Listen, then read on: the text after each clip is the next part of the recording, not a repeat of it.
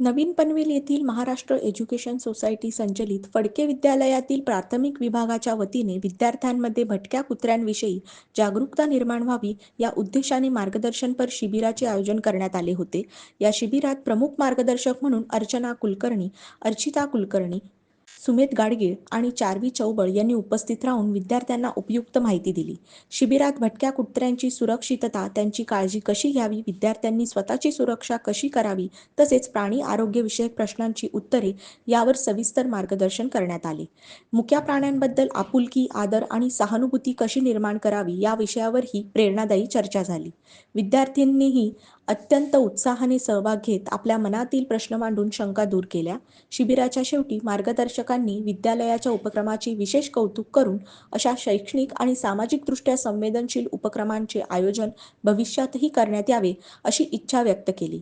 यावेळी प्राथमिक विभाग इंग्रजी माध्यमाच्या मुख्याध्यापिका शीतल साळुंखे तसेच शिक्षक उपस्थित होते।